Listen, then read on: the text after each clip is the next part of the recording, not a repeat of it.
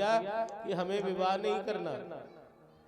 पहले विवाह किया था तो ससुर जी से झगड़ा हुआ, अब विवाह करेंगे क्या पता साले जी लड़ेंगे कि सालियां जी लड़ेंगी। ऐसे झगड़े में नहीं पड़ना, हमें तो भगवान का भजन करना। भगवान श्री राम ने आकर के अनुनय विनय किया। भगवान श्री राम से भी यही कहा, प्रभु मेरी विवाह की कोई इच्छा नहीं है, बस आपका भजन करना चाहता हूं, आपका भजन करना चाहता हूं। आपका भजन मनन चिंतन स्मरण और आपके नाम का कीर्तन करके ही अपना जीवन व्यतीत करना चाहता हूं।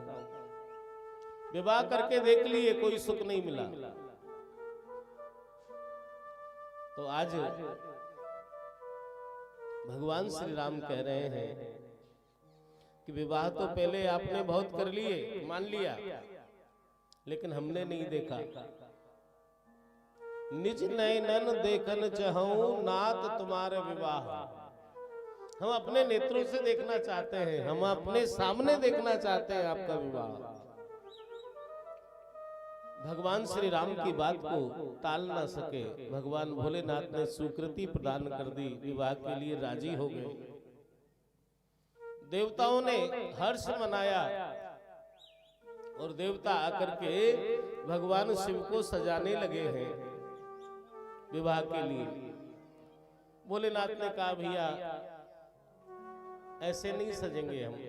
देवताओं ने कहा कुबेर महाराज आए, महाराज कोट पैंट शेरवानी कुछ तो पहनी, दूल्हा सरकार बन रहे हो कि नहीं नहीं ये नहीं पहनना, बागंबर लपेटेंगे, बागंबर लपेटा। भगवान भोलेनाथ बागंबर लपेट करके हम सबको शिक्षा देना चाहते हैं कि जीव तुम अहंकार मत करना, ये बाघ है, कभी दहाड़ता था तो बन के जीव थरथर कांपने लग जाते थे, लेकिन एक दिन ऐसा है कि ये बाघ का मैं चर्म लपेटे घूम रहा हूं, इसकी औकात नहीं है कि अपने मन से हिल भी सके। तो कहने का भाव ये है कि भैया कभी भी अपने बल का, अपने धन का, अपने रूप का, अपने यौवन का, अपने ज्ञान का, अपनी प्रतिष्ठा का, अपनी समृद्धि का किसी भी प्रकार का अहंकार नहीं करना, क्योंकि समय एक जैसा नहीं रहता है।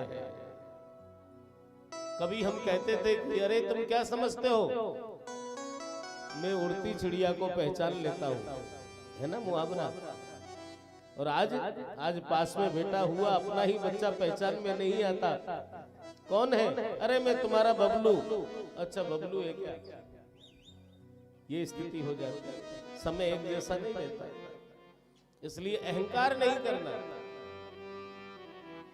भगवान शिव ने उपदेश दिया। देवताओं ने कहा महाराज कम से कम दूल्हा सरकार बन रहे हो, हल्दी चंदन केसर उपटन, हाँ कुछ तो लगाइए ना, लगाते ना हल्दी दूल्हा के, उपटन लगाते हैं, हल्दी चंदन केसर का। भोलेनाथ कहने लगे कि भैया हमें ये सब नहीं चाहिए। क्या चाहिए? अपने एक सेवक से कहा कि जाओ अभी अभी जो मणिकर्णिका घाट पर अभी अभी ताजा मुर्दा फूका हुआ हो, उसकी भस्म लेकर के आओ, उसको लगाएंगे। और वही किया भगवान भोलेनाथ ने। हम सबको शिक्षा दी। क्या शिक्षा दी? शरीर नाशवान है, इसके ऊपर अहंकार मत करना। चाहे इसमें कितनी भी हल्दी लगाओ, चंदन लगाओ, केसर लगाओ, बीको टर्मरी लगाओ और न जाने कौन कौन से फेशियल लगाओ, लेकिन एक दिन राख की ढेरी बनना ही बनना है। इस बात को भूलना नहीं चाहिए, इसलिए भस्मी लगाई। देवता कहने लगे महाराज कहीं से तो दूल्हा लगोगे आप, कम से कम ये हीरे के कुंडल तो पहन लो। भगवान भोलेनाथ ने क्या किया, दो पहाड़ी बिच्छुओं को बुलाया, 250-250 ग्राम के दो पहाड़ी बिच्छुओं के कुंडल पहन लिए। महाराज ये हार श्रृंगार कुछ तो पहनिए। कि मेरे पास सब कुछ है, कि कहाँ है? भोलेनाथ ने एक बामी में हाथ दिया जमीन के अंदर। देवता समझने लगे बाबा देखने में ही भोला है, नाम भोला है, लेकिन है बहुत चतुर, माल को जमीन के अंदर रखता है, ज्वेलरी। और जैसे ही भगवान भोलेनाथ ने हाथ बाहर निकाला तो क्या निकला? सांप, बिच्छू, ततैया, वर और छोटे मोटे मजोले सभी प्रकार के सर्प आ गए हाथ में। ये है हमारी ज्वेलरी। किसी का बाजूबंद बना लिया, किसी का हार बना लिया।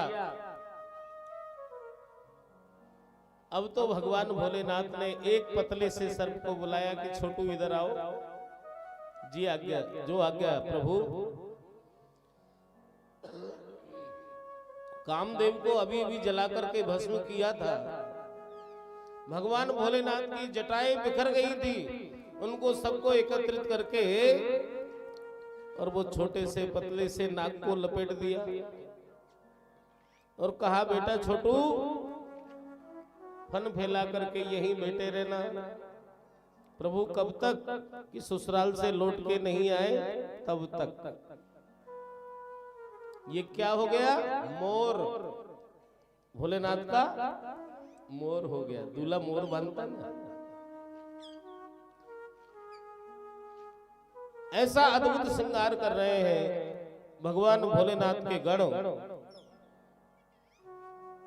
शिवई शंभुगन करई सिंगारा, शिवई शंभुगन करई सिंगारा, जटा मुकुट अहि मोर समारा, जटा मुकुट अहि मोर समारा, जटा मुकुट अहि मोर समारा, जटा मुकुट अहि मोर समारा, कुंडल कंकन पहरे ब्याला, कुंडल कंगन पहने व्याला, तन विभूति पटके हरि छाला, तन विभूति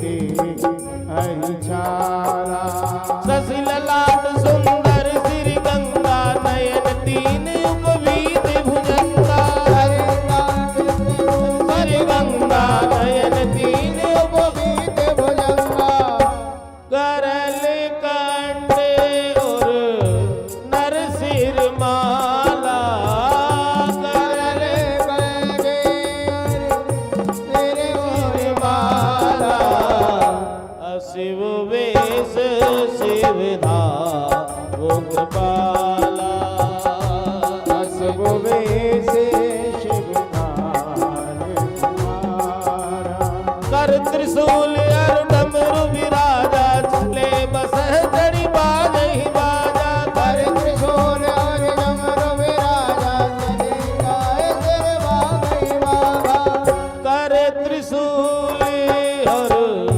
डमरू विराजा, कर त्रिशूल और डमरू विराजा, चले बस चढ़ी बाज ही बाजा, चले वसरे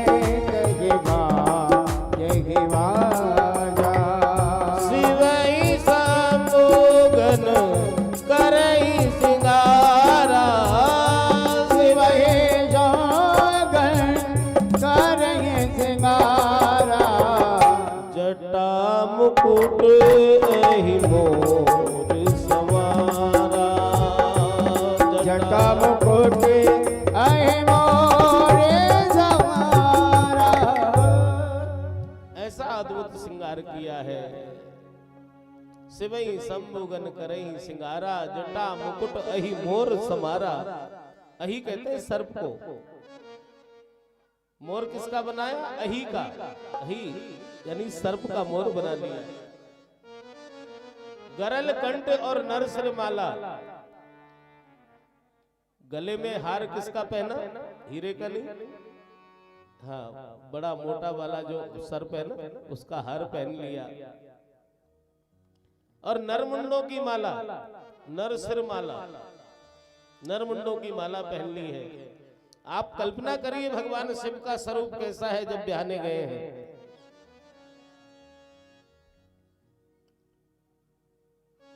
कुंडल कंकन पहरे व्याला, तन विभूति पटके हरि छाला। वस्त्र कितने पहने हैं? एक, बस बागंबर लपेट लिया है। देवता कह रहे हैं महाराज सन्यास लेने जा रहे हो कि विवाह करने जा रहे हो? वही बिहाने जा रहे हो दूसरे के यहाँ, तो कम से कम कुछ सज धज करके तो जाइए कि भैया ब्याह कराना तुम्हारी मजबूरी है, मेरी मजबूरी नहीं है ब्याह करना। कराना हो तो ठीक है, नहीं कराना हो तो ठीक है, मैं अपना भजन करूंगा। देवता आपस में वार्ता करने लगे, जैसे तैसे तो राजी हुए हैं, तो कहीं फिर मना कर दिया तो चक्कर पड़ जाएगा। जैसे चलना चाहो महाराज वैसे चलिए। कितना सुंदर स्वरूप है भगवान भोलेनाथ का। शशि ललाट चंद्रमा माथे पर है, सिर पर गंगा बह रही है। यज्ञोपवीत भी धारण किया है तो सर्पों का ही किया है। ऐसा स्वरूप है भगवान भोलेनाथ का। और देवता आपस में, देवता और देवांगनाएं मुस्कुराने लगे कि देखो एक दूल्हा सरकार, ऐसा दूल्हा तो हमने पहले कभी नहीं देखा। ऐसा कोई दूल्हा होता है क्या? देवताओं ने कहा दूसरे देश में, दूसरे प्रदेश में ब्याहने के लिए जाएंगे, हमारी तो नाक ही कट जाएगी, ऐसे दूल्हे के साथ आए हैं क्या?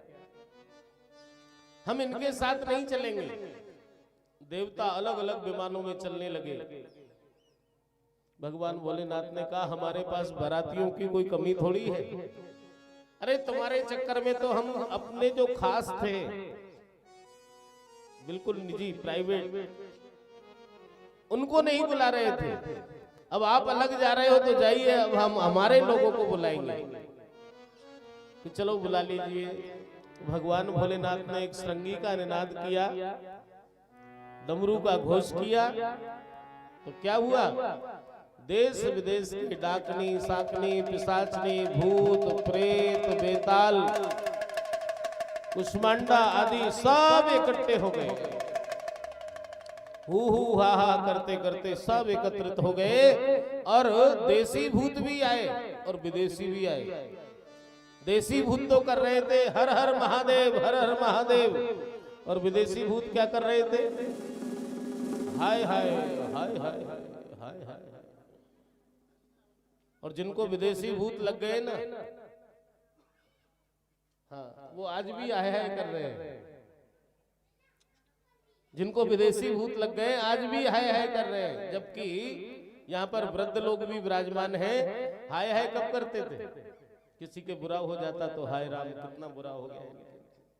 और अब जन्मदिन हो तो हाय हाय, विवाह हो तो हाय हाय। पूरी दुनिया में ही हाय हाय मची हुई है। क्यों? क्योंकि विदेशी भूत लग गए हैं ना।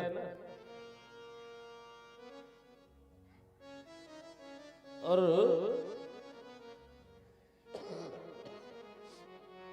आपको कई लोग मिल जाएंगे जिनको विदेशी भूत लगे। हाय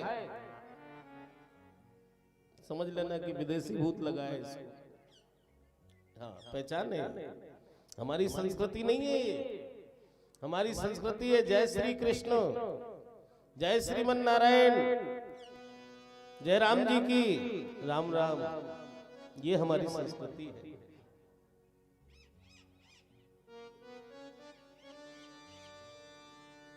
सब डाकनी, साकनी, पिशाचनी एकत्रित हुई। अब तो देवता कहने लगे महाराज एक प्रार्थना तो स्वीकार कर लो। क्या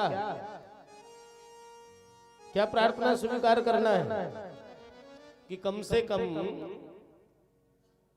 घोड़े पर तो बैठ जाओ, तो कहीं से तो लगोगे कि दूल्हा हो। कि नहीं, हमारे लिए तो हम तो नंदी पर ही सवार होंगे, नंदी पर ही सवार होंगे। तो नंदी पे सवार होकर के भगवान भोलेनाथ चले हैं। और जैसे ही हिमाचलपुर में देवताओं की बारात पहुंची है, घराती लोग स्वागत करने के लिए आए, देवताओं का स्वागत कर रहे हैं। देवता आगे आगे बढ़ते चले गए। सबसे आगे जो है इंद्र महाराज चल रहे हैं 7 सूंड वाले हाथी पर बैठ करके ऐरावत पर। घरातियों ने सोचा कि इतना सुंदर 7 सूंड पर बैठ करके जो आ रहे हैं, लगता है यही दूल्हा सरकार है। लाओ लाओ वो बड़ा वाला हार लाओ जो दूल्हे को पहनाना है। इंद्र कहने लगे कि महाराज दूल्हा मैं नहीं हूं, तो फिर कौन है? दूल्हा महाराज तो पीछे आ रहे हैं, तो आप कौन हो? कि मैं तो इस पूरे विवाह का प्रबंधक हूं। घरातियों ने सोचा कि जब प्रबंधक के इतने बड़े ठाट 7 सूंड वाले हाथी पर बैठ करके तो प्रबंधक महोदय आ रहे हैं, तो दूल्हा कैसा होगा? आगे घोड़े पर बैठ करके महाराज कुबेर मोहरे असरपियां रत्नों लुटाते हुए चल रहे हैं। घरातियों ने कहा हमने सुना है कि दूल्हे के न कोई दादा है, न दादी है, न पिता है, न माता है, न चाचा है, न भाई है, न बंधु है, तो कोई नहीं है। जिसके कोई होता है तो वो दूल्हा आगे चलता है तो पीछे से। हाँ, आज भी परंपरा है ना, कुछ सिक्के कुछ रुपए लुटाते हुए जाते हैं। जब इसके कोई है ही नहीं तो बेचारा खुद ही लुटा रहा है। लाओ लाओ यही दूल्हा होगा। जैसे ही पास में पहुंचे,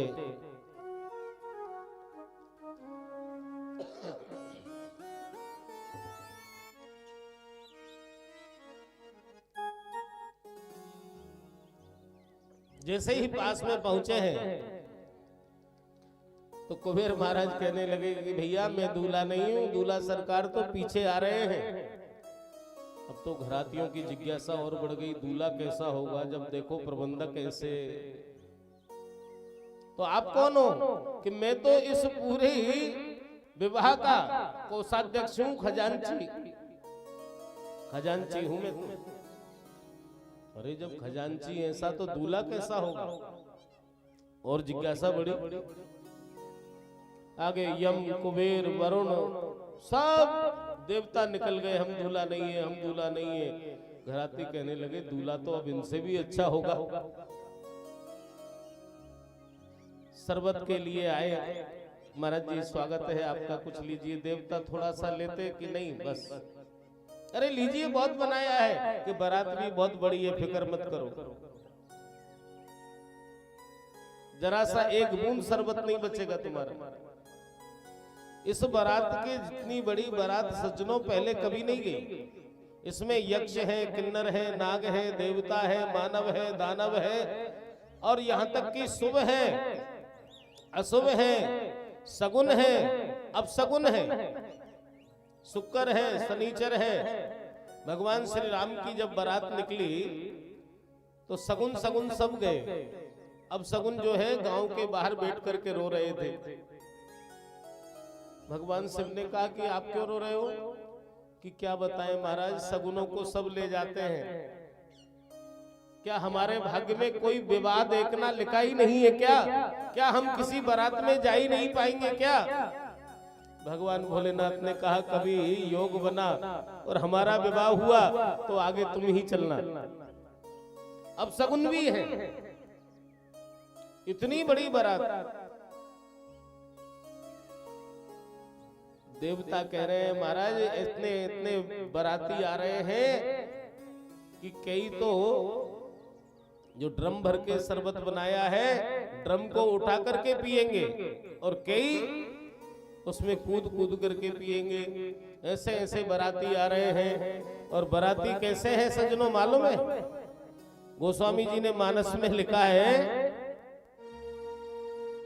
नाना बा वाहन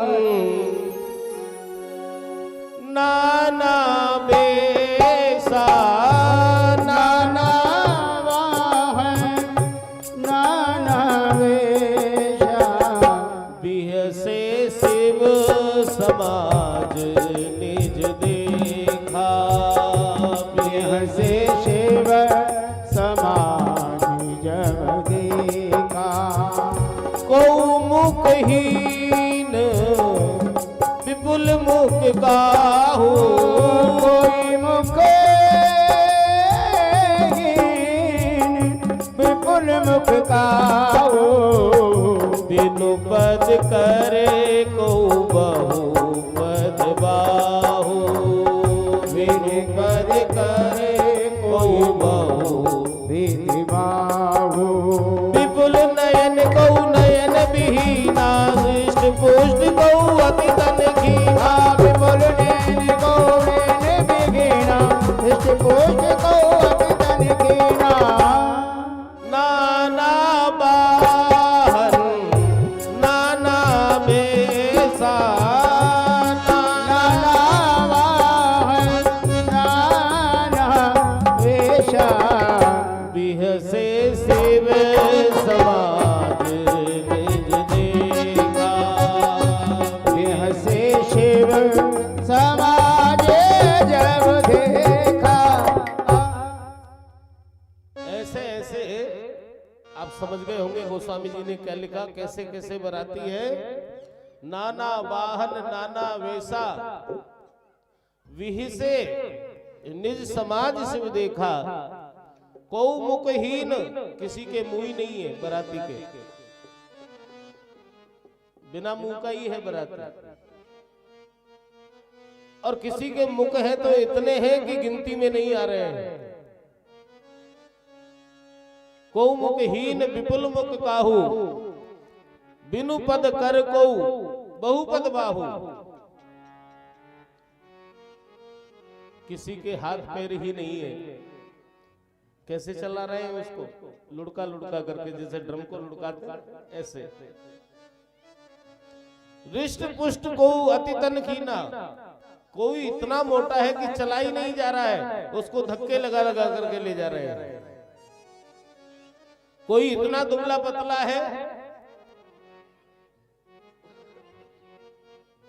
कि तेज हवा चल जाए ना तो 3 किलोमीटर इधर, और उधर से हवा चले तो 3 किलोमीटर इधर, इसलिए उसको पकड़ के रखना पड़ता है। ऐसे ऐसे बराती, और चुपचाप नहीं चल रहे हैं कोई, नाचेगा वही गीत परम तरंगी, भूत सब देखत अति विपरीत,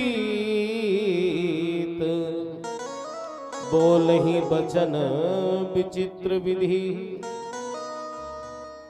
वो भूत प्रेत चुपचाप नहीं चल रहे हैं, गाना और गा रहे हैं, और तरह तरह का गा रहे हैं। राग और अनुराग से कोई मतलब नहीं, जिसको जैसा आ रहा है वैसा, यानी शोर कर रहे हैं, पर चुप नहीं।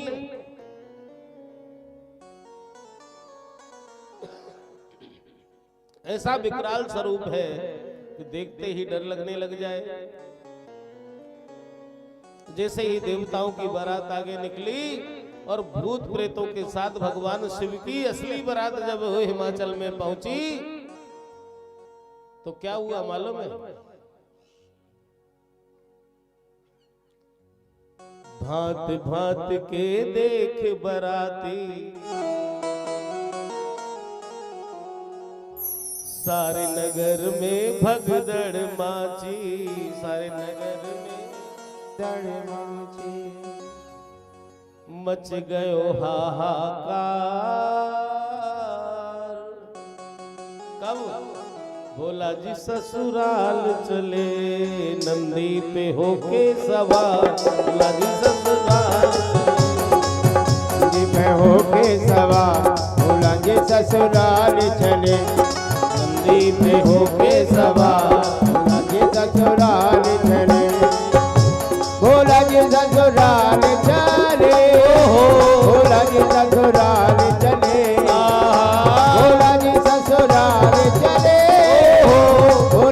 ससुराल चले। सागर धतूरा और भांग भोला जी ससुराल चले। सागर धतूरा और भांग भोला जी ससुराल चले।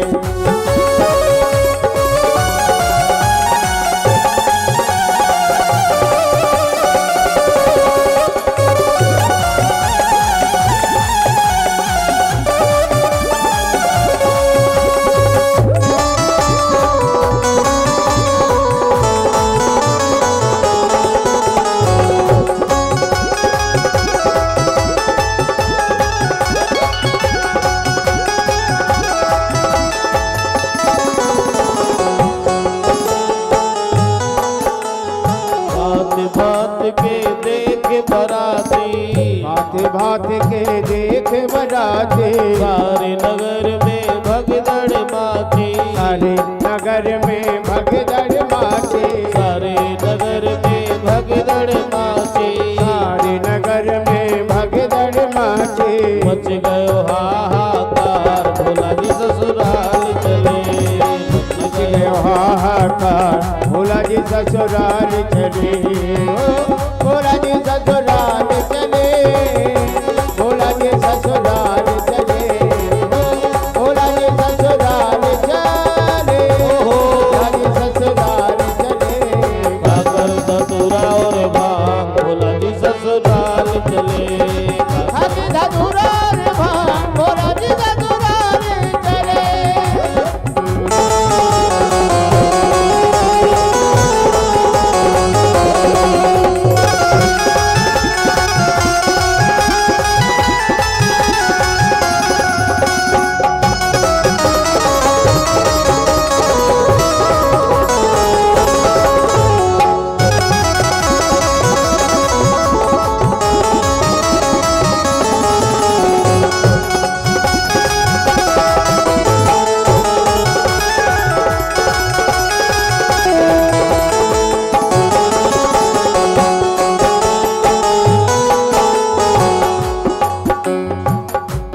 घुघरू छम छम बाजे। नंदी का घुघरू छम छम बाजे। नंदी का घुघरू छम छम बाजे। नंदी का घुघरू छम छम बाजे। भोले का डमरू डम डम बाजे। भोले का डमरू डमरू डम डम डम बाजे।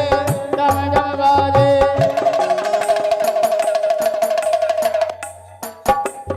भोले का डमरू डम डम बाजे। भोले का डमरू डम डम बाजे। भोले का डमरू डम डम बाजे। भोले का डमरू डम डम बाजे। कांधे पे नाचे काले नाग भोला जी ससुराल चले।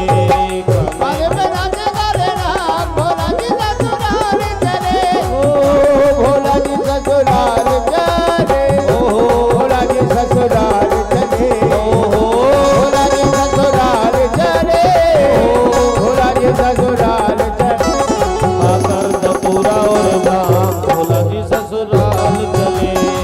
सागर धतूरा और भांग भोला जी ससुराल चले।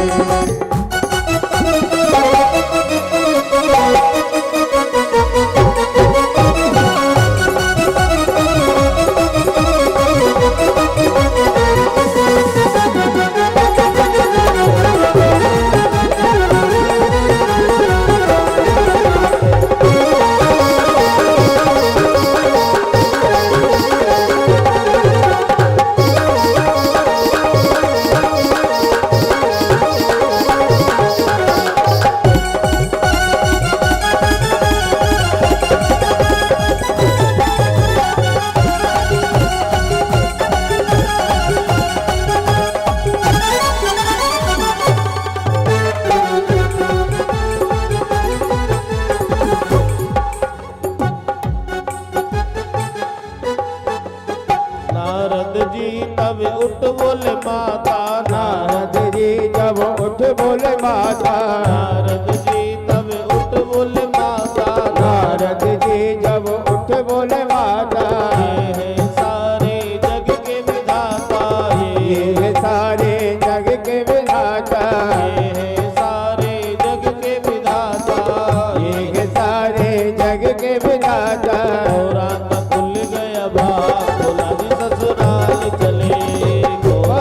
खुल गया बार भोला जी ससुराल चले भोला जी ससुराल चले भोला जी ससुराल चले भोला जी ससुराल चले भोला जी ससुराल चले पे होके सवार भोला जी ससुराल चले पे होके सवार भोला जी ससुराल चले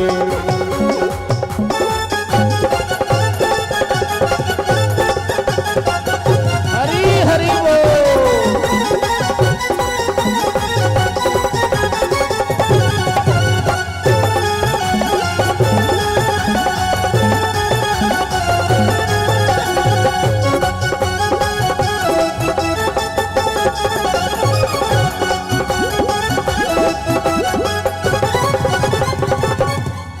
बात के देख बराती भात भात के देख बराती बात बात के देख बराती बात बात के देख बराती सारे नगर में भगदड़ अरे सारे नगर में भगदड़ माची नगर में भगदड़ माची सारे नगर में भगदड़ माची सारे नगर में भगदड़ माची मच गयो हाहाकार भोला जी ससुराल चले बच गयो हाहाकार भोला जी ससुराल चले भोला जी ससुराल चले भोला जी ससुराल चले भोला जी ससुराल चले भोला जी ससुराल चले आकर मथुरा और बाप भोला जी ससुराल चले मथुरा और बाप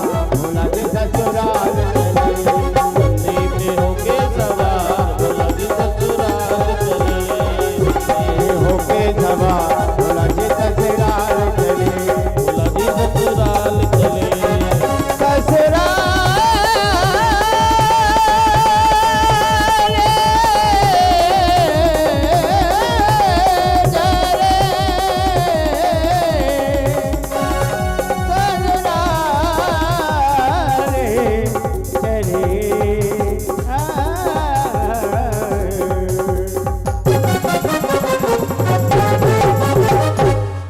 बोलिए गौरी शंकर भगवान की भवानी शंकर भगवान की जय ऐसा महामहोत्सव हो रहा है। जैसे ही बारात पहुंची है हिमाचलपुर में तो पूरे घराती सब भाग गए अपने अपने घरों में। माताओं ने बच्चों से पूछा क्या बारात देख करके आ गए कि मैया बाद में बात करना, पहले दरवाजा बंद करो। दरवाजा बंद कर दिया, मोरी में कपड़ा लगा दिया, अरिया अलवारी झरोके मोके झोंके सब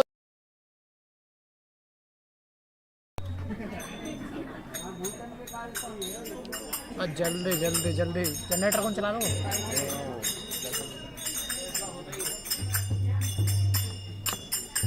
राधे राधे राधे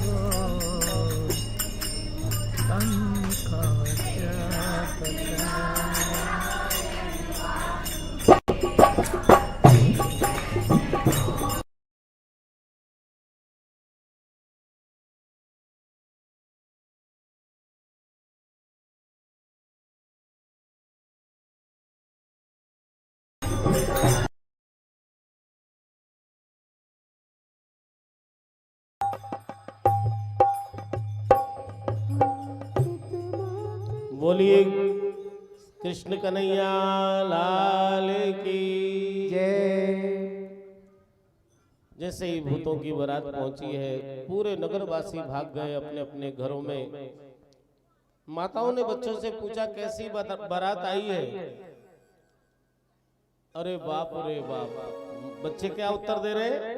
अरे बाप रे बाप, विकट विकट भूत प्रेत विकट विकट सांप। अरे बाप रे बाप, ऐसी बारात नहीं देखी कभी। दरवाजा बंद करो, मोरी में कपड़ा लगा दिया, अरिया अलवारी झरोके मोके झोंके सब बंद कर दिए। माताएं कह रही है दम घुट जाएगा, मर जाएंगे, कि दम घुटने से तो हो सकता है बच भी जाए, लेकिन एक आध बराती अगर घर के अंदर आ गया तो बचने की कोई संभावना नहीं है। ये बराती नहीं है तो फिर क्या है? यम की धाड़ किदऊ बरियाता।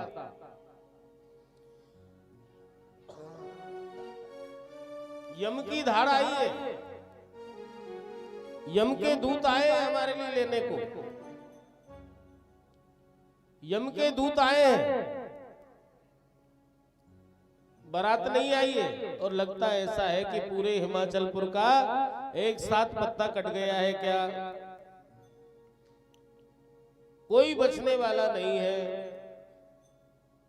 अब तो पूरे नगर में सन्नाटा हो गया, जहां देखो वहां बराती बराती नजर आ रहे हैं, घराती कोई नहीं है, पानी की पूछने वाला नहीं कोई। देवता कहने लगे महाराज हमने पहले ही निवेदन किया था कि अच्छा स्वरूप बना करके चलिए, ऐसी बारात लेकर के आए कि प्यास लग रही है तो कोई पानी देने वाला नहीं। जैसे ही भूत प्रेतों के साथ भगवान भोलेनाथ दरवाजे पर पहुंचे हैं हिमाचल महाराज के यहाँ, मैना महारानी को संदेश प्राप्त हुआ कि दूल्हा सरकार दरवाजे पर आ गए हैं, दामाद जी। मैना महारानी आरती का थाल लेकर के आई, जिसमें दीपक है, जल का पात्र है, श्रीफल है, रोली है, कुमकुम चावल मंगल थाल लेकर के आई। और सजनों, माताओं के लिए वो बहुत बड़ा हर्ष का विषय होता है, सबसे बड़ी प्रसन्नता का समय होता है। वो कौन सा?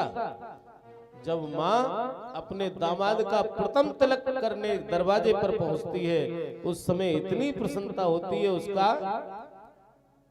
भैया जिसने किया हो वही समझ सकते हैं, ये तो वर्णन नहीं हो सकता इसका। उस समय इतना उल्लास होता है, इतना आनंद होता है कि इतना आनंद न पहले कभी हुआ न होगा। उस समय, उस क्षण, उस माँ को, अब माँ बड़ी प्रसन्नता में जा रही है, दामाद जी को तिलक करना है, आरती करना है, विवाह मंडप में लेकर के आना है। लेकिन हुआ क्या? जैसे ही भगवान भोलेनाथ को देखा और भगवान भोलेनाथ के पीछे सब भूत प्रेत डाकनी साकनी पिशाचनी को देखा, दूल्हे को असली रूप जो देखी तो गोरा की माता वही अचेती, हाथों से छूट गए वो थाल, अचेत होकर के गिर गई। जो 4 सखियां साथ में आई थी उन्होंने उठा करके राजमहल में ले गई, हवा की, पानी पिलाया, होश में आई। संतों ने यहाँ पर बहुत सुंदर वर्णन किया कि ये थाली हाथ से क्यों छूट गई। जल का लोटा फैल गया, दीपक जला करके लाई थी वो बुझ गया, क्यों? अरे जिसके मस्तिष्क पर चंद्रमा देदीप्यमान हो रहा हो, दीपक ने सोचा कि मेरी क्या औकात है, जिसके माथे पर चंद्रमा चमक रहा हो तो दीपक क्या प्रकाश करेगा। लज्जा से ही लुढ़क गया, बुझ गया। और ये जल का पात्र क्यों फैल गया? संतों का भाव है कि जल का पात्र इसलिए फैल गया कि जल के पात्र ने विचार किया कि जिसके माथे से गंगा बह रही है तो मेरी क्या औकात है, यहाँ पर बेचारा शर्म के मारे ही फैल गया, भगवान भोलेनाथ के चरणों में पहुंच गया। मैना महारानी को होश आया तो मैना महारानी कहने लगी कि मैं ऐसे दूल्हे के साथ, ऐसे वर के साथ अपनी कन्या का विवाह कभी नहीं करूंगी, चाहे प्राण दे दूंगी, इस पहाड़ से गिर जाऊंगी, लेकिन अपनी कन्या का विवाह इसके साथ मैं कभी नहीं कर सकती।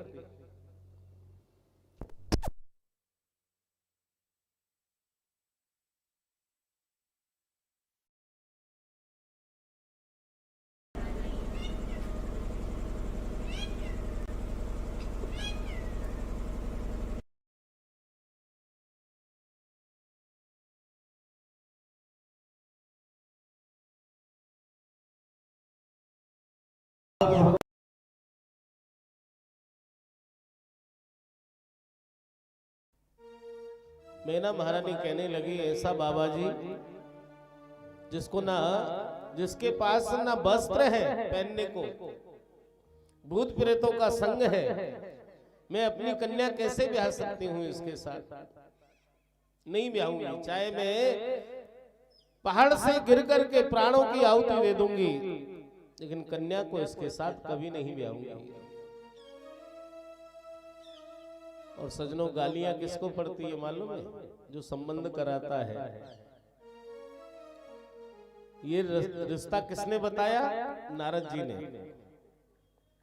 अब मैना महारानी कह रही है, हाँ ये होता ही है, जो रिश्ता कराता है उसको गालियां जरूर पड़ती है। अच्छा हो गया हमारी बेटी का भाग्य था, और बुरा हो गया हम तो कभी नहीं करते वहां संबंध, इन्होंने बताया रिश्ता वहां करो। नारद जी को भला बुरा कहने लगे। नारद जी के लिए मैना महारानी कह रही है, नारद कर में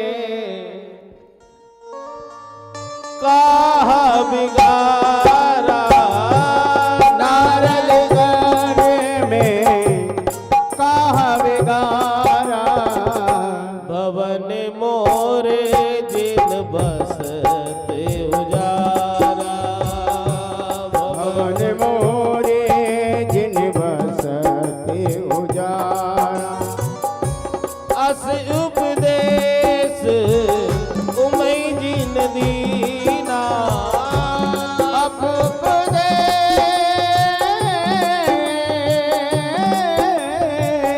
अस उपदेश जिन उमा जय लीला, बोरे बरहि लागी तप कीना, बोरे बरहि लाग तप के ना,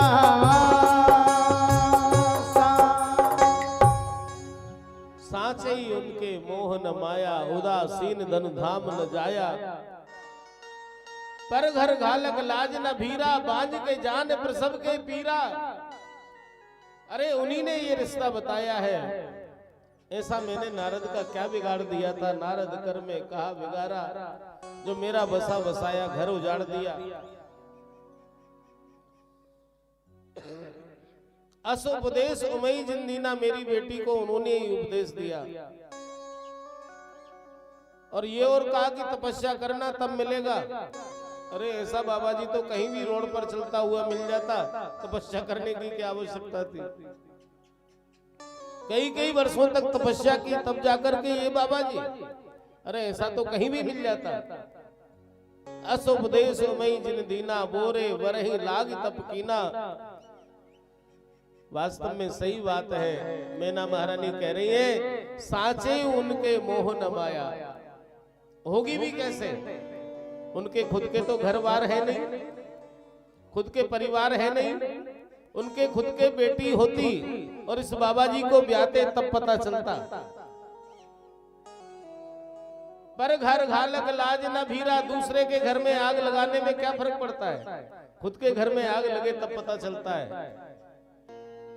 जाके पग न फटी विवाही, बहका जाने पीर पराई। उनके बेटी होती और इस बाबा जी को ब्याहते तब पता चलता। पर घर घालक लाज न भीरा, बांझ के जान प्रसव के पीड़ा। बांझ क्या समझेगी प्रसव की पीड़ा क्या होती है? उनके तो बेटी है नहीं, दूसरे की बेटी किसी को भी ब्याह दो, क्या फर्क पड़ता है? मैं अपनी पुत्री को इस बाबा जी के साथ कभी नहीं ब्याहूंगी। एक बच्चे को बुला करके कहा, बेटा इधर आओ, इस भीड़ में कहीं भी नारद दिख रहा हो तो मेरे पास बुला करके लाओ, मैं बात करती हूँ। वो बालक कहने लगा, मैंने नारद जी को कभी देखा नहीं। तो मैना महारानी कह रही है कि जूड़ा बांध रखा होगा, कई कई प्रकार की मालाएं पहन रखी होंगी, हाथ में वीणा होगी और नारायण नारायण नारायण कर रहे होंगे और कोई नहीं पूछ रहा होगा तब भी ये बात जरूर कह रहे होंगे कि ये रिश्ता मैंने कराया है। हाँ, ये आदत होती है। जो रिश्ता कराते हैं ना वो लोग अगर शादी में आ जाएं तो बिना बताए रहते नहीं है कि ये रिश्ता हमने कराया है, रह ही नहीं सकते। कोई नहीं भी पूछ रहा होगा तब भी जरूर कह रहा होगा कि ये रिश्ता मैंने कराया है, मैंने कराया है। और नारायण नारायण कर रहे होंगे, वीणा हाथ में होगी। ऐसा कोई दिखे तो मेरे पास बुला के लाओ। बालक गया, ऐसा बाबा जी दिखा, आपका नाम देवऋषि नारद जी है कि हाँ हाँ हम ही है। आपको मैना महारानी बुला रही है राजमहलों में। तो नारद जी यही कह रहे थे, ये रिश्ता हाँ हमने ही कराया है। समझ गया बालक यही है कि आप ही नारद जी हो कि हाँ आपको मैना महारानी राजमहलों में बुला रही है। अभी आते हैं, अरे रिश्ता हमने कराया है तो कुछ नेक वेग कहाँ क्या कितना देना है वो पूछने के लिए, परामर्श के लिए बुला रही होंगी महारानी जी। मैं अभी आता हूँ। नारद जी चले, मैना महारानी ने पकड़ लिया। नारद जी एक बात बताओ, कौन से जन्म का बदला लिया है आपने मुझसे? मेरी बेटी के लिए ऐसा वर बता दिया, कभी नहीं ब्याहूंगी। एक भी सद्गुण नहीं है जिसके अंदर, एक भी कोई गुण नहीं। वस्त्र पहनना जानता नहीं, भूत प्रेतों का संग है, रहने के लिए घर नहीं। इससे बुरा कोई वर इस दुनिया में नहीं। इतना तक कह दिया। नारद जी ने कहा कि माता जी अगर आपकी बात पूरी हो गई हो तो मैं भी कुछ बोलूं कि तुम बोलने लायक रहे ही कहां हो जो बोलोगे? क्या बोलोगे कि अगर आपकी बात पूरी हो गई तो कुछ बोलना चाहता हूं? कि हाँ बोलो, क्या बोलो? नारद जी तब उठ बोले, माता जिनको तुम कह रही हो कि कोई काम के नहीं है, ये हैं सारे जग के विधाता। तुम कह रही हो मेरी गोरा के भाग्य फूट गए, और मैं कह रहा हूं कि तेरी गोरा के खुल गए भाग। जो शिवजी ब्याहने आए हैं और तो देव हैं, ये देवादि देव महादेव है। ये देवादि देव महादेव है जो दरवाजे पर खड़े हुए हैं। और एक और बात बताऊं माता जी, ऐसा लड़का पूरे ब्रह्मांड में ढूंढने पर नहीं मिलेगा। अच्छा, आज हम आपसे पूछते हैं, अगर हमें अपनी बेटी ब्याहना हो तो क्या देखते हैं? छोटा परिवार हो, और लड़का अगर अकेला हो तो और भी अच्छी बात है ना? यही देखते हैं। कमाई का साधन खूब हो और कोई फैक्ट्री वैक्ट्री हो तो और अच्छी बात है। यही देखते हैं। और सास नहीं हो तो और भी अच्छी बात है। ननद नहीं हो तो और भी बढ़िया बात है। और देवर जेठ ससुर सास इनका कोई झमेला ना हो, सिर्फ लड़का ही लड़का हो, और फैक्ट्री एक नहीं दो दो हो तो इससे बढ़िया कोई संबंध होगा? लाइट पानी बिजली की सब व्यवस्था हो, यही तो देखते हैं। तो भगवान भोलेनाथ के लिए नारद जी कह रहे हैं कि माँ देखो मेरी बात सुनो, सास का झगड़ा नहीं, अकेला ही लड़का है, नहीं है ना? ननद का झगड़ा नहीं है ही नहीं, ससुर है नहीं, परिवार में अकेला ही लड़का है, ना कोई चाचा ताऊ है हिस्सा पाती करने वाला, कोई नहीं। और लाइट की व्यवस्था, हाँ लाइट की ऐसी व्यवस्था, किसी के घर में इन्वर्टर रहता है, किसी के घर में जनरेटर रहता है, किसी के घर में लाइट रहती है, लेकिन कभी ऐसा टाइम आता है कि इन्वर्टर भी खराब, जनरेटर भी खराब, और ऊपर से लाइट और चली गई। क्या करें? मिस्त्री आएगा तब ठीक होगा। है ना। लेकिन यहाँ ऐसी कोई बात नहीं है माता जी, लाइट जाएगी ही नहीं कभी। क्यों?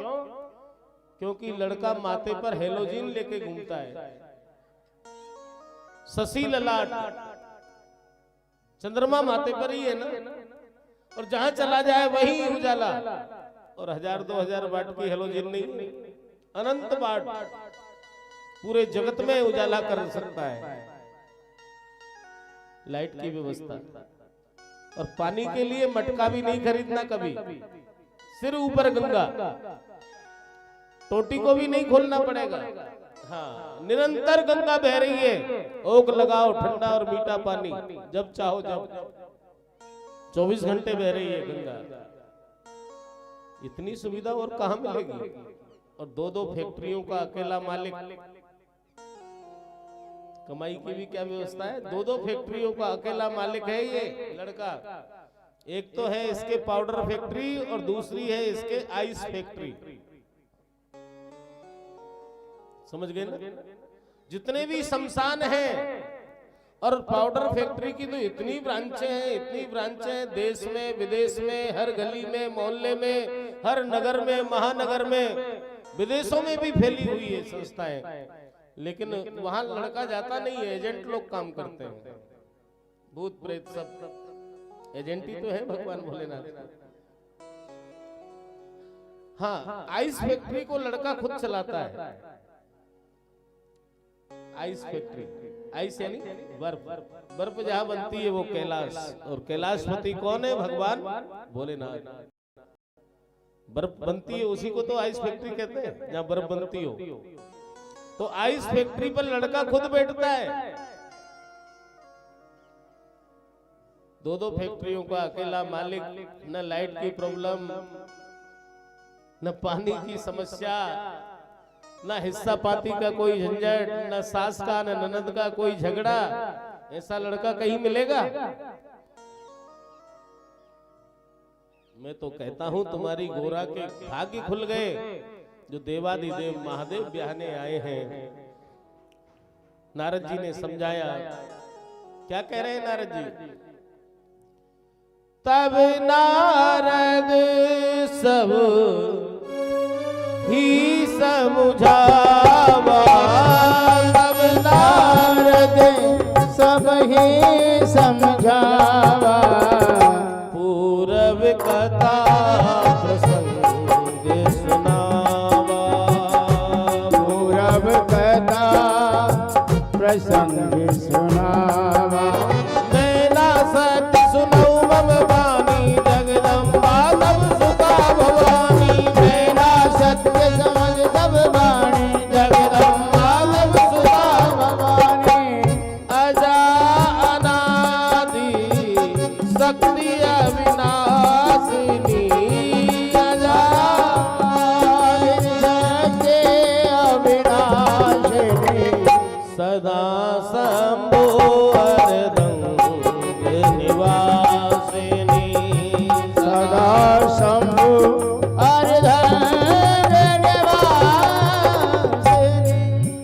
अरे ये अजा अनादि शक्ति अविनाशिनी पराम्बा माँ भगवती है, जो आपकी गोद में बैठी है, और जो दरवाजे पर है वो भव है, और आपकी गोद में बैठी है ये भवानी है। जब भी ये जन्म लेती है भगवान शिव का ही वर्ण करती हैं। तुम क्यों व्यर्थ में ही अपयश ले रही हो? ये पूर्व में सती बनी और दूसरा जन्म हुआ तो तुम्हारे यहाँ पार्वती के रूप में, कन्या के रूप में जन्म लिया। ये जब भी जन्म लेती हैं शिव का ही वर्ण करती हैं। तब जाकर के मैना महारानी को होश आया, समझ आई। और इधर जब 2 घंटे हो गए, नारद जी ने समझाया। इस बीच में देवता कहने लगे भगवान भोलेनाथ से कि अब काय को खड़े हो? सासू माँ आई, थाली फेंक करके चली गई, अब चलो घर, हो गया ब्याह, अब क्यों खड़े हो? भगवान भोलेनाथ कहने लगे कि भैया देखो, देश देश के अलग अलग रीति रिवाज होते हैं। हो सकता है यहाँ पर हिमाचलपुर में हिमाचल प्रदेश में ऐसा ही होता हो कि सासू आती हो, दूल्हे को देख करके बेहोश हो जाती हो, थाली फेंक देती हो, ये रिवाज हो। विवाह में कई रिवाज होते हैं, अलग अलग रिवाज होते हैं। और फिर घर जाकर के भी क्या कर लोगे, थोड़ी देर और रुक जाओ, आगे का कोई अलग रिवाज होगा। और जब देखा कि 2 घंटे बाद मैना महारानी फिर आरती का थाल सजा करके लेकर के आ रही है, तो भगवान भोलेनाथ कह रहे हैं देवताओं को इशारे से कि देख लो, घर चले जाते तो किसकी पूजा करती बेचारी ये सासू मां। मैना महारानी ने आरती उतारी है, मंगल तिलक किया है और विवाह मंडप में लिवा करके लेकर के आई है। भोलेनाथ को विवाह मंडप में बिठा दिया है। पार्वती जी की सखियां पार्वती जी को लेकर के आई है, परमा मां भगवती पार्वती जी को लेकर के आई, लेकिन दूर से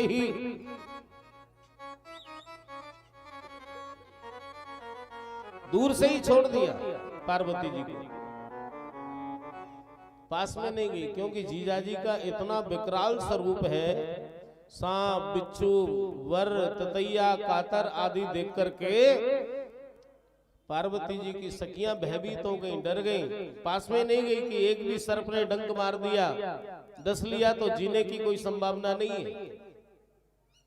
दूर से ही कहा बहन जी अब आगे आप ही चले जाओ, आगे आप ही चले जाओ। पार्वती जी ने कहा तुम नहीं चलोगी वहां तक? कि नहीं। क्यों? कि जीजा जी को देख करके डर लग रहा है। कि डर क्यों लग रहा है? कि अभी हमें जीना है, मरना नहीं है। और जीजा जी के पास गए और कहीं एक भी सर्प ने कृपा कर दी तो जीने की कोई संभावना नहीं है। जीजा जी किसे कहते हैं? जिसे देख करके जी जाए, जीने की इच्छा हो, और जिसके पास जाकर मर जाए वो कैसे जीजा जी?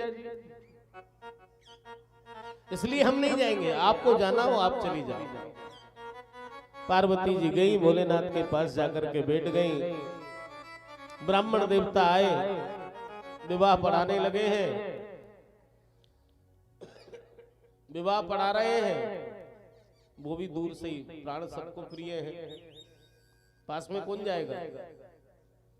वो भी दूर से ही मंत्र पढ़ रहे हैं ब्राह्मण देवता।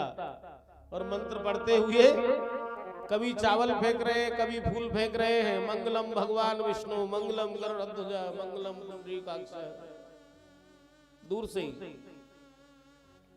कभी चावल फेंक रहे हैं, कभी रोली फेंक रहे हैं, कभी फूल फेंक रहे हैं। सब काम दूर से हो जाता है, लेकिन ग्रंथि बंधन तो पास में जाके ही करना पड़ेगा ना।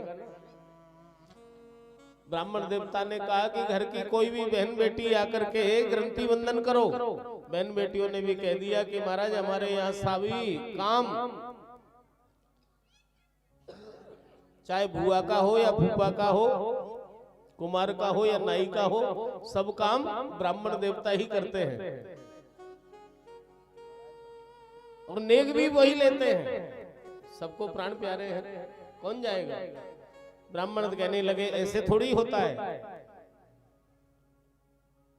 कि करना हो तो करिए, नहीं तो दूसरे पंडित जी को अभी बुलाते हैं। ब्राह्मण देवता समझ गए कि या तो जान जाएगी या यजमान जाएगा, आज दो में से एक तो आज जाएगा। लेकिन भगवान नारायण को प्रणाम करके कहा, प्रभु मेरे द्वारा किए गए समस्त सत्कर्म आपके चरणों में अर्पित है, आज मेरी जान बच जाए। पास में गए, संकोच करने लगे हैं कि इनके पास वस्त्र तो है नहीं, तो ग्रंथि बंधन बिना वस्त्र से होगा नहीं, क्या करूं? मांग करके देखता हूं, कहीं कोई प्रबंध तो करेंगे भाई, विवाह करने आए तो कुछ व्यवस्था करके लाए होंगे। विप्र मांग्यो बसन कन्या ग्रंथि बंधन को, वस्त्र मांगा कन्या ग्रंथि बंधन का। विप्र मांग्यो वसन कन्या ग्रंथि बंधन को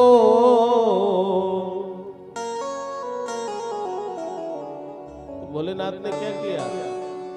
तो हंस के महेश एक भुजंग लटकायो है।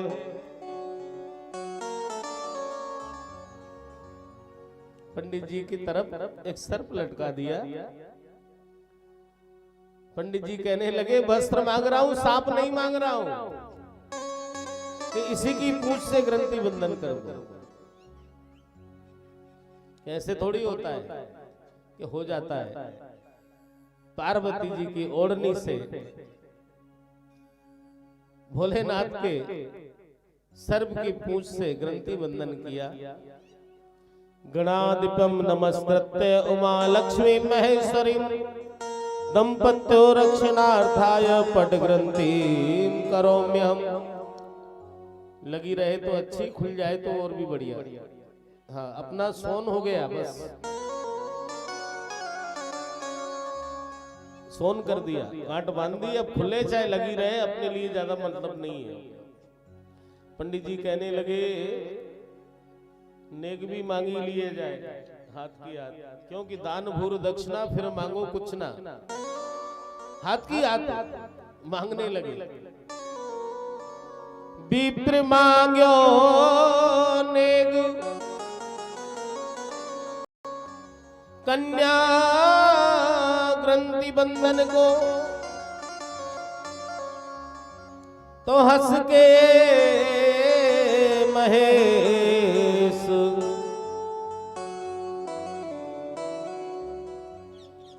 समझ गए ना? एक बिच्छू टपकायो है। और जैसे ही पंडित जी की गोद में वो कुंडल गिरा, भगवान भोलेनाथ का कुंडल, समझ गए ना? 250 ग्राम का पहाड़ी बिच्छू। तो नेक जोग मांग वो तो भूल गए पानी जू, और पाए पड़ जान बक्सायो है। हे भोलेनाथ, ये विवाह में निशुल्क पढ़ा दूंगा, 1 रुपया दक्षिणा नहीं लूंगा, जो 2-4 रुपए जेब में होंगे वो भी आपको भेंट कर दूंगा, लेकिन मेरी जान बख्श दो बस। नेक जोग मांग वो तो भूल गए पाने जू, और पाए पड़ जान बक्सायो है। भगवान भोलेनाथ कहने लगे देखो तो सही क्या है। हाँ देख लिया, पहाड़ी बिच्छू है, एक भी डंक मार दिया तो कोई उपचार नहीं है, सीधा हम लोग को ही जाना है। देखो तो सही क्या है। और जैसे ही देखा तो वो पहाड़ी बिच्छू सोने का ढेला बन गया। अब तो मनी मन मंद मुस्कुराते हुए पंडित जी कह रहे हैं देखने में ही भयंकर है, लेकिन दयालु शिव शंकर है। शिव शंकर जैसा दयालु और दाता कोई हो नहीं सकता।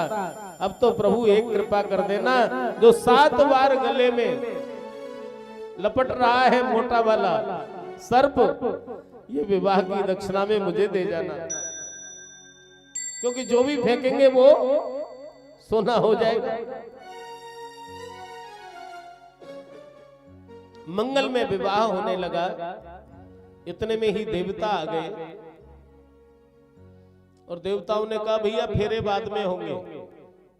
हाँ फेरे बाद में होंगे, पहले भोजन होगा, क्योंकि आए जब से किसी ने अभी पानी की नहीं पूछा, और फेरे हो गए तो फिर कौन पूछेगा। अच्छा फेरे पड़ जाए जिसके बाद फिर बारातियों की कोई सुनता है क्या? मान सम्मान बचाने के लिए फेरे पड़ते ही बारातियों को चला जाना ही श्रेष्ठ है। देवता कहने लगे फेरे नहीं पड़े जिससे पहले भोजन कर लो, फेरे पड़ गए तो फिर भोजन के भी कोई परवाह नहीं करेगा, भोजन पहले होगा। हिमाचल महाराज ने कहा कोई कमी थोड़ी है, पहले भोजन हो जाए। और जैसे ही भोजन का प्रबंध किया गया, तो भोजन में सबसे पहले पत्तल ही परोसी जाती है। पत्तल परोसने वाला जब परोसने लगा तो 10-20 जगह पत्तल परोसी, जिसके बाद रुक गया। जो प्रबंधक महोदय थे, जैसे भोजन का जो सब देखते हैं ना, कौन सी लाइन में सब्जी पहुंची, कौन सी लाइन में मिठाई पहुंची, कौन सी लाइन में पानी पहुंचा कि नहीं पहुंचा। जैसे हमारे प्रबंधक इस यज्ञ के कौन है? कुलदीप भैया। हाँ, कहाँ कौन सी चीज नहीं पहुंची पूरा ध्यान रखते हैं। ऐसे ही वो प्रबंधक महोदय कह रहे हैं, अरे भैया रुक क्यों गए हो, जल्दी करो, बहुत लंबी लाइन है। अब वो पत्तल परोसने वाला कहने लगा कि मेरा दिमाग काम नहीं कर रहा है, क्या करूं। कि क्या हो गया? कि मुंह नहीं है, बाराती तो है, पत्तल परोसूं कि नहीं परोसूं? पत्तल यदि परोसूंगा तो तुम झगड़ा करोगे कि जब मुंह नहीं है तो पत्तल काहे को परोस रहा है, और नहीं परोसूं तो हो सकता है ये बाराती झगड़ा करे। अरे भैया एक पत्तल रख और आगे बढ़, जल्दी काम करो। अब वो पत्तल परोसने वाला 10-20 जगह परोस करके फिर रुक गया। अब क्या हुआ कि बाराती एक है, मुंह चार है। क्यों, ब्रह्मा जी भी तो है बारात में। बाराती एक है, मुंह चार है, अब क्या करूं? अरे भैया इसमें क्या दिमाग लगाना, तुम ऐसा करो 4 पत्तल रखो और आगे बढ़ो, जल्दी काम, बहुत लंबी बारात है। प्रबंधक को ज्यादा फिक्र रहती है, इतने टाइम के अंदर भोजन कराना है सबको, जल्दी करो। और उसने 4 पत्तल रखी और आगे बढ़े। विपुल मुख का हूं, एक बाराती के इतने मुंह है, विपुल मतलब गिनती भी नहीं हो सकती, लेकिन बेचारा पत्तल परोसने वाला फिर भी गिन रहा है कि जब 4 मुंह वाले के 4 रखी तो या जितने मुंह में उतनी पत्तल रखना है। 15-20 मिनट में मुंह गिन करके उसने पत्तल रख दी, आगे बढ़ा तो शेष बैठे हुए हैं। शेष जिनके 10,000, जिनके 1000 मुख हैं, 1000 मुख वाले शेष जी बैठे हैं। अब वो पत्तल परोसने वाला वहीं बैठ करके रह गया। 200-300 तक गिने, फिर भूल जाए, फिर एक से शुरू करे। प्रबंधक कहने लगा, अरे भैया क्या कर रहा है, आधा घंटे से एक जगह पत्तल लेके बैठा है, क्या थक गया क्या? कि थका नहीं हूं, पागल हो गया हूं। कि क्यों, क्या हो गया? 6 बार गिन लिया, 300 से आगे ही नहीं बढ़ रहा हूं। तो प्रबंधक जो होते हैं ना, वो बहुत दिमाग वाले रहते हैं। प्रबंधक आए, क्या समस्या है मुझे बता, कि तुम गिन लो, कि गिनने की जरूरत ही नहीं है। प्रबंधक तो माइंडेड होते हैं, गिनने की जरूरत नहीं है। तो फिर क्या करें? बाराती से ही तो पूछ लो तुम्हारे कितने मुंह हैं। हाँ, दैट्स ऑल। आपके कितने मुंह है? कि 1000। अब 1000 पत्तल गिनो। अरे काय को गिनता है? नाई को बुलाना जिसके यहाँ से पत्तल आई है। नाई को बुलाया, नाई समझ गया कि हिसाब कर रहे लगता है। एक गड्डी में कितनी पत्तल है? नाई ने पूछा कि पहले ये बताओ कि हिसाब करने के लिए पूछ रहे हो कि परोसने के लिए पूछ रहे हो? हिसाब करने के लिए अगर पूछ रहे हो तो एक गड्डी में 100 से ऊपर ही है, और अगर परोसने के लिए पूछ रहे हो तो साबुत तो 25 ही निकलेंगी। हाँ, बाकी तो टूटी फटी ऐसे ही, ऐसा ही होता है। तो 25 के हिसाब से कैलकुलेशन करके 1000 पत्तलों की गड्डी रखी कि महाराज अब कृपा करके आप ही इनको बिछा लेना, और अब भोजन सामग्री आ रही है। पत्तल जब तक परोसी गई, सजनों क्या हुआ?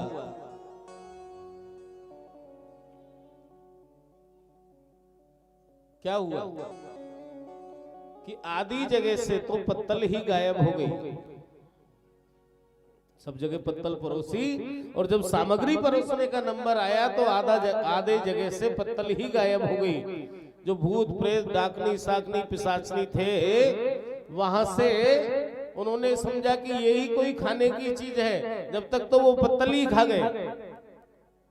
देवताओं के पास पत्तल रखी गई, देवताओं के पास पत्तल रखी रही। परोसने वालों ने कहा भैया हमारी सामर्थ्य नहीं है प्रबंधक महोदय, चाहे कुछ भी कहो हम परोस नहीं सकते। हाँ उनको तो परोस देंगे जिनके सामने पत्तल रखी है, लेकिन जो पत्तल खा गए उनको परोसने की हमारी सामर्थ्य नहीं है। तो क्या करें कि भैया ऐसा करो, सामग्री का ढेर कर दो, जगह जगह पूड़ियों का ढेर कर दिया, हलवे का, गुलाब जामुन का, मिठाई का, साग का, रायते का, सबका इकट्ठा रख दो और इनसे कह दो अपने आप उठाओ और खाओ। और वो सिस्टम आज तक चलता आ रहा है। लेकिन ये किस किस के लिए था? पत्तल में भोजन किया देवताओं ने, और जो ढेर में भोजन किया किसने? समझ गए ना? और जो नहीं समझे उनको आप लोग समझा देना। और आज तक भी वही परंपरा चल रही है। कहने का भाव ये है, कितना शुद्ध भोजन होगा वो जो हम कर रहे हैं।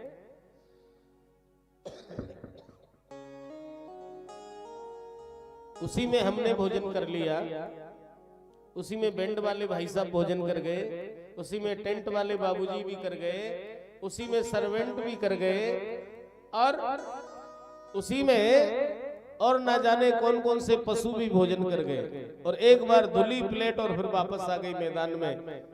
और कैसे भोजन होता है? गुलाब जामुन की चाशनी रायते में मिल गई, और रायता और गुलाब जामुन की चाशनी दोनों पनीर की साग में मिल गई, है ना? पूरा सब मिलकर के चावल में आ गया, और वो फिर गाय भैंसों की सानी होती है ऐसा करके, और फिर ये इंसानों का भोजन है क्या? कितना शुद्ध भोजन होगा ये? लेकिन फिर भी बड़े चाव से हम पाते हैं। लेकिन थोड़ा सा विचार करना कि आहार शुद्ध हो, सत्व शुद्धि। आहार यदि हमारा शुद्ध है तो विचार भी हमारा शुद्ध रहेगा।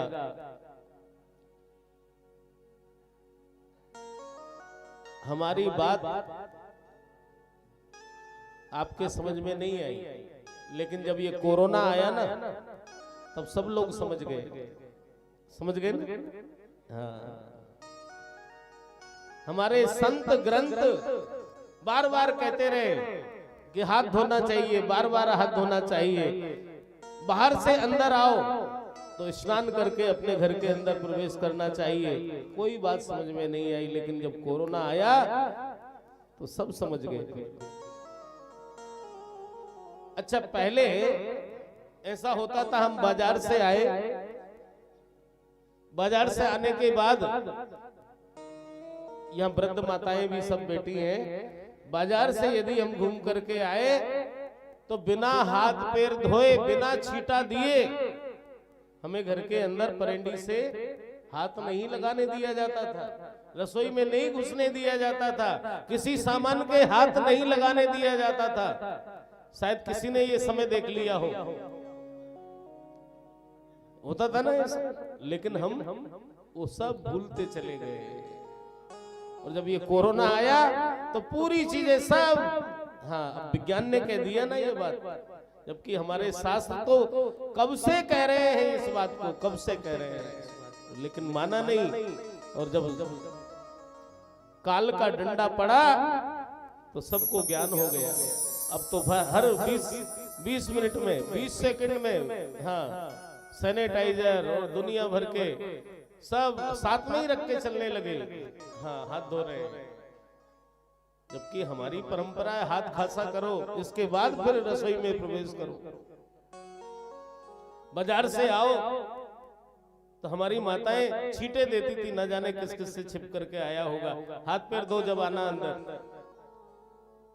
परंपराएं सब।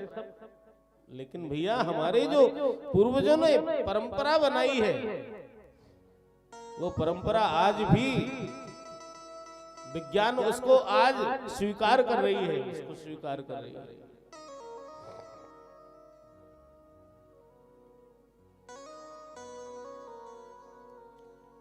इधर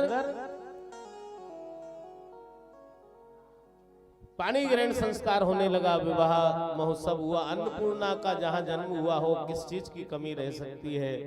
मंगल में विवाह हुआ, बहुत सारा दहेज दिया, हाँ बिना मांगे, मांगा नहीं कुछ, लेकिन मानस में लिखा है दासी दास तुरत रत्नागा, दासी दास तुरत रत्नागा, धेनु वसन मणि वस्तु विभागा, धेनु वसन मणि वस्तु विभागा, अन्न कनक भाजन भरी जाना, दाइज दीन न जाई बखाना, दाहिज दीन न जाए बखाना, दाहिज दीन न जाए बखाना, दासी दास तुरत रत्नागा, दासी दास तुरत रत्नागा, धेनु वसन मणि वस्तु विभागा, धेनु वसन रत्नागा विभागा।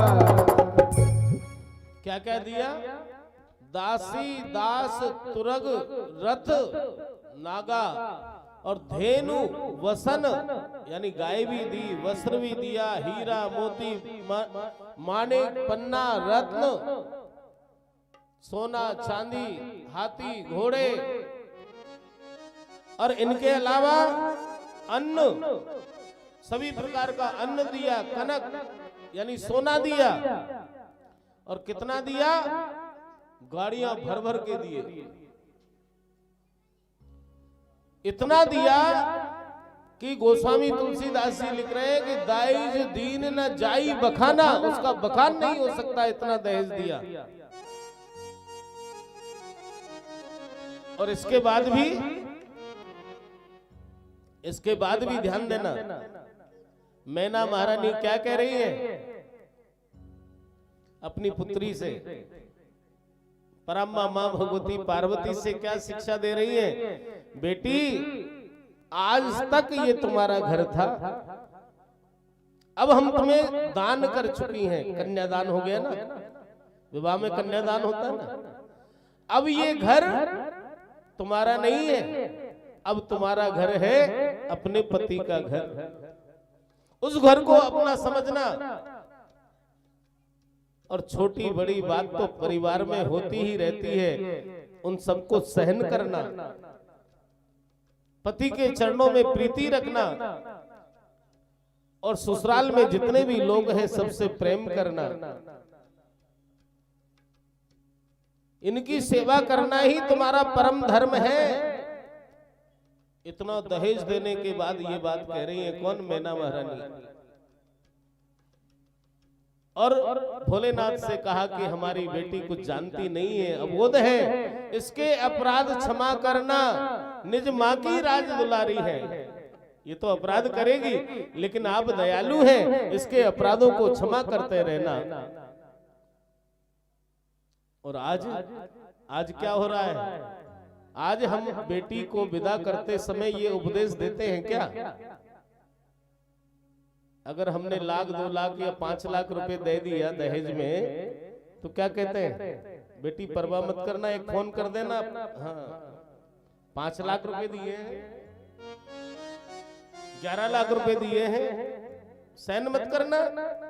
हाँ कहीं तुम्हारी सासू माँ या ननद या कोई भी अगर आंख दिखाए, एक फोन कर देना, तुम्हारा भाई जाएगा और फिर देख लेंगे, इनकी और हमारी मुलाकात फिर कोर्ट में ही होगी। करोड़ों करोड़ों रुपए शादी में खर्च होते हैं सज्जनों। ऐसे कई परिवारों को हम जानते हैं कि करोड़ों रुपए की शादियां हुई और 6 महीने बाद वो लोग कोर्ट में खड़े हैं। कारण उचित शिक्षा नहीं है। हमने इतना दिया, हमने इतना दिया। अगर माँ, प्रत्येक माँ अपनी बेटी को यही शिक्षा दे कि बेटी अब तेरा घर ये घर नहीं है, वो घर है हम दान कर चुके हैं। जो मैना ने शिक्षा दी वो अगर प्रत्येक माँ शिक्षा देने लग जाए तो हम समझते हैं कि कोर्ट से 25% केस कम हो जाए। 25% केस तो हमारे घरेलू घर के केस है जो आज अदालत में कोर्ट में चल रहे हैं। लेकिन ऐसी शिक्षा संस्कार हम नहीं दे पाते। दहेज तो दे देते हैं लेकिन शिक्षा और संस्कार का अभाव रहता है, तभी तो बेटी के जीवन में फिर कष्ट आ जाता है। और देखिए बेटी को उपदेश भी दिया, इतना दहेज देने के बाद कि हम कुछ नहीं जानते, ये बेटी अबोध है, अपराध करेगी, इसको क्षमा करते रहना।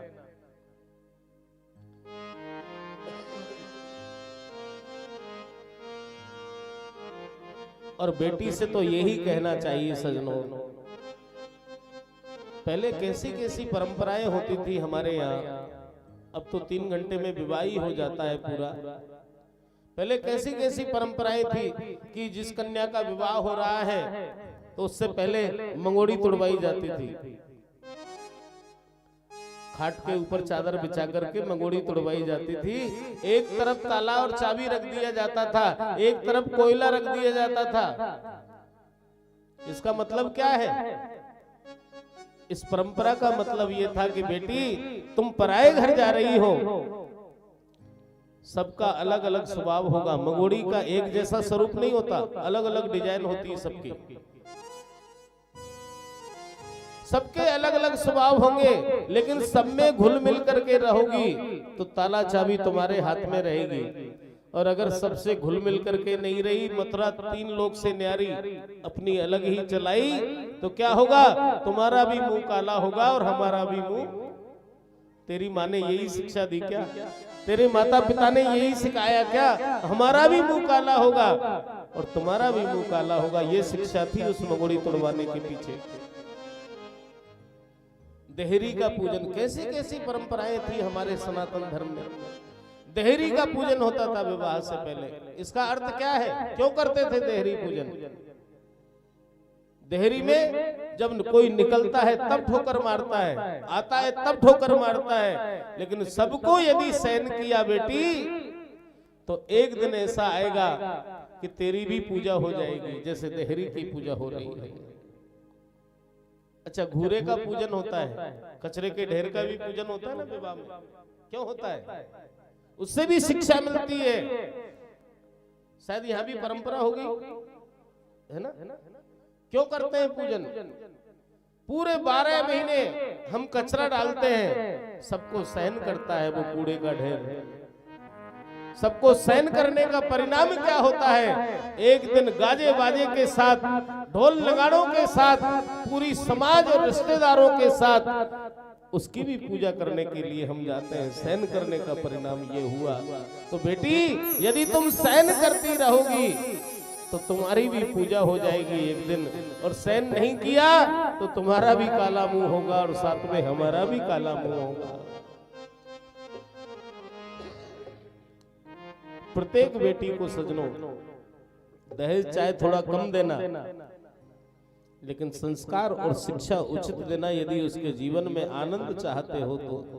और शिक्षा देना तो कौन सी देना? जो मैना महारानी दे रही है।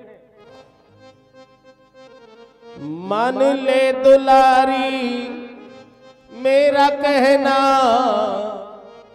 इस भांति रहना जाके ससुराल में। मान ले दुलारे मेरा कहना, इस भांति रहना जाके ससुराल में। मान ले दुलारे मेरा कहना, इस भांति रहना जाके ससुराल में। मान ले दुलारे मेरा कहना, इस भांति रहना जाके ससुराल में।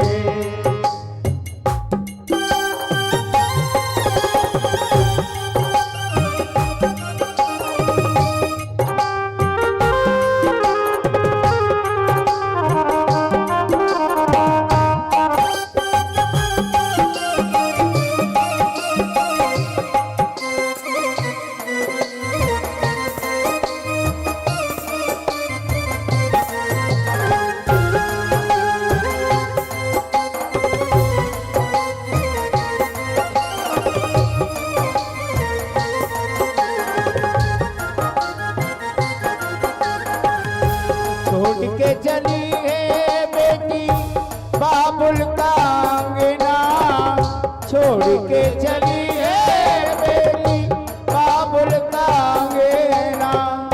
संग की सहेली कोई जाए तेरे संग ना, संग की सहेली कोई जाए तेरे संग ना। अपने घर की आने वान रखना बेटी स्वाभिमान, अपने घर की आने वान रखना बेटी स्वाभिमान। खुशी से सदा तू यूं जीना, इस भागी रहना, जाके ससुराल में मान ले दुलारी मेरा कहना। इस भागी रहना, जाके ससुराल में।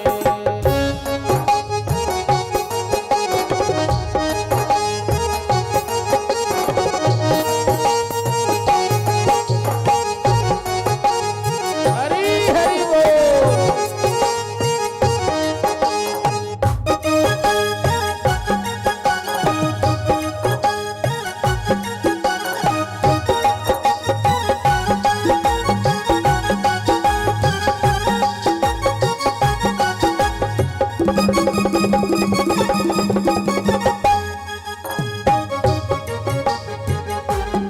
कभी कभी सास तेरी कड़वे बोल बोलेगी, कभी कभी सास तेरी कड़वे बोल बोलेगी। कभी कभी सास तेरे कड़वे बोल बोलेगी, कभी कभी सास तेरे कड़वे बोल बोलेगी। कभी कभी सास तेरी कड़वे बोल बोलेगी, कभी कभी सास तेरी कड़वे बोल बोलेगी। मारे माई ताई ना पे हृदय तेरा छोड़ेगी, मारे मारे ताई ना पे हृदय तेरा खोलेगी। सासू जी से कुछ ना कहना, पलकें झुका के रहना। सासू जी से कुछ ना कहना, पलकें झुका के रहना। बोलना मधुर जैसे मैना, इस भागे रहना, जाके ससुराल में। बोलना मधुर जैसे मैना, इस भागी रहना, जाके ससुराल में।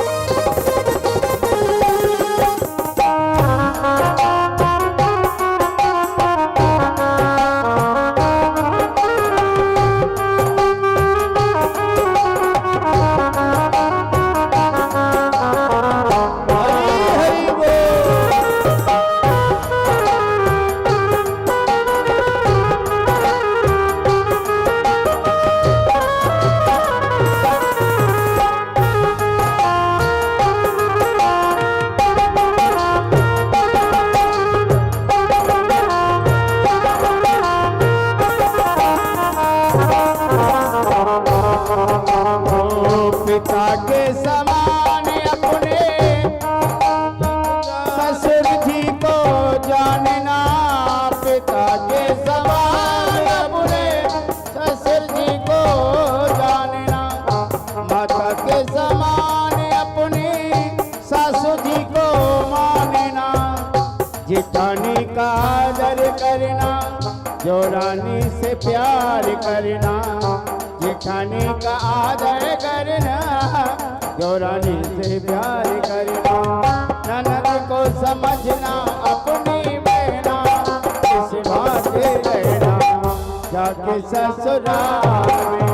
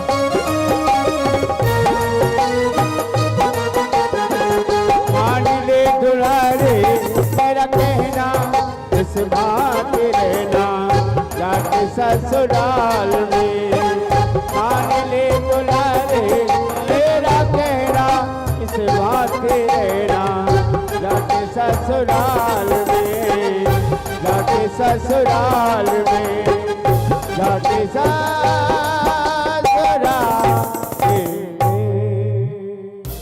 ये उचित शिक्षा होना चाहिए कि बेटी तू यहाँ अपने पिता को छोड़ करके जा रही है तो तुझे पिता के रूप में वहां ससुर जी मिलेंगे। यहाँ माँ को छोड़ करके जा रही है तुझे माँ वहां मिलेगी सासू के रूप में। यहाँ छोटी बहन को छोड़ करके जा रही है वहां तुझे देरानी के रूप में, ननद के रूप में छोटी बहनें मिलेंगी।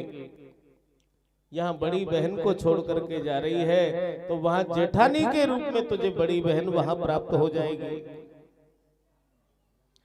अगर ये शिक्षा हम यहाँ देंगे अपनी बेटी को कि बेटी प्रसन्नता से चाहे तू पूरे जीवन भर यहाँ रह सकती है लेकिन रूठ करके अगर आओगी तो बेटी ये घर तुम्हारा नहीं है। अच्छा आप बताइए, थोड़ी बहुत बात हर घर में ऊंच नीच बात होती रहती है और बात बात पर ही अगर हम फोन लगाने लग जाए मम्मी आज ऐसा हुआ, मम्मी आज ऐसा हुआ, तो ये क्या होगा? विक्षेप होता चला जाएगा और वो गांठ बढ़ती चली जाएगी और एक दिन ऐसा आएगा कि उस बेटी के जीवन में जहर घुल जाएगा। इसलिए कभी भी बेटी शिकायत करेगी बेटी थोड़े दिन की बात है सब अच्छा हो जाएगा, थोड़ा धीरज रखो, धैर्य रखो। और आप माताओं से भी ये कहना है जो यहाँ पर सासू जी बैठी हुई हैं, है ना, यहाँ पर बहुएं भी हैं, बेटियां भी हैं और सासू जी भी हैं। और जो सासू नहीं है वो कल बनेंगी। हाँ, तो वो भी सुन ले इस बात को, जो आज सासू नहीं है वो कल बनने वाली, तो वो भी सुन ले कि जो बेटी हमारे घर आई है परघर से, पराए घर से हमारे घर आई है, तो रामचरितमानस में एक बात लिखी है, दशरथ जी कह रहे हैं तीनों रानियों से, बधू लरकनी परघर आई और राखे नयन पलक की नाई। ये पराए घर से बधू आई है और रखना कैसे है? जैसे ये पलके नेत्र को रखती हैं, कोई आंच नहीं आने देती, कष्ट नहीं आने देती, ऐसे रखना है। तो सभी जो सासू माए हैं उनसे हमारा एक निवेदन है,